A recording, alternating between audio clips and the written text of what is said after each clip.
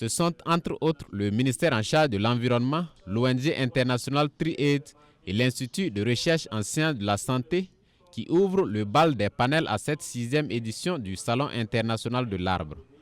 Les débats portent sur la thématique arbre et autonomisation des femmes face aux crises sécuritaires et économiques au Burkina, état des lieux, enjeux et perspectives. Il est question pour le docteur René Dauphiny de l'IRSS de mettre en lumière les tradis praticiennes.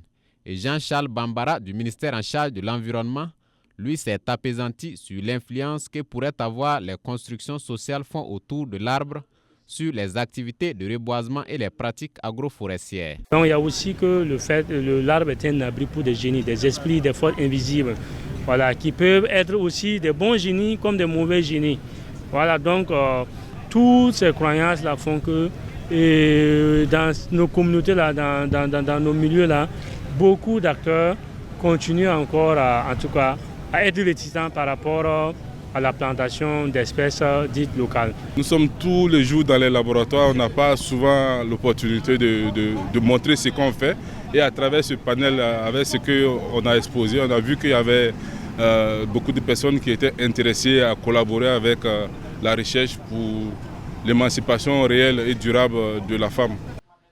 Il s'est agi pour Fabrice Bazier de l'ONG internationale TRIAID de présenter une étude menée par l'ONG sur l'état des lieux de l'accès des personnes vulnérables, à savoir les jeunes, les femmes et les personnes déplacées internes à la terre. Dans le cadre de cette étude, l'ONG britannique a sillonné 22 communes de cette région du Burkina, enquêté 518 personnes et a eu des échanges qualitatifs avec 106 personnes. On est unanime à dire que les femmes, autant que les hommes, peuvent exploiter de façon économique et rentable les terres et les ressources forestières. C'est pourquoi justement on en est arrivé à des recommandations auprès des autorités, auprès des collectivités territoriales, mais aussi auprès des ONG, pour qu'ensemble nous fassions en sorte que les femmes puissent davantage avoir accès à la terre, parce que lorsqu'elles ont accès à la terre, il y a beaucoup plus d'investissements sur ces portions en termes de techniques de gestion durable des terres. Il y a une amélioration des revenus des ménages à cause de cette exploitation. Il y a une amélioration de la qualité nutritionnelle. Il y a également une sécurité alimentaire.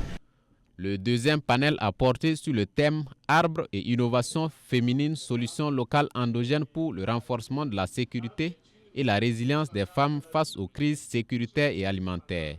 Plusieurs structures, parmi lesquelles l'association Jeunes Volontaires pour l'Environnement, sont invitées à partager leur expérience.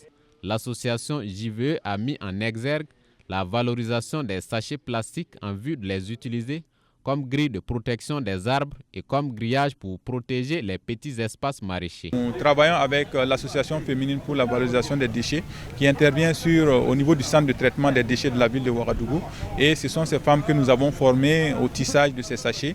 Et nous travaillons en consortium aussi avec le Centre national des personnes handicapées moteurs qui est à Gounguin, où ce sont les personnes handicapées qui se chargent de souder les cadres et aussi que nous avons formés pour qu'ils puissent bien sûr faire le tissage sur les cadres afin que nous aboutissions bien sûr aux produits que vous avez vus et que nous avons pu présenter dans le cadre de ce salon. Benoît Camille Ouedraogo, musicien engagé pour la cause de l'environnement, apprécie positivement les panels dans leur ensemble. Et ceci est selon lui une tribune pour la musique de montrer toute son importance dans la promotion de l'arbre. Notre projet commun porté par le Grand Chœur Polyphonique s'appelle Crescendo Vert et il vise à éduquer à l'environnement, à éduquer aux comportements sociaux et au développement durable. Du coup, Crescendo Vert veut être en fait une vitrine où on fait l'union entre l'art, la musique et l'environnement.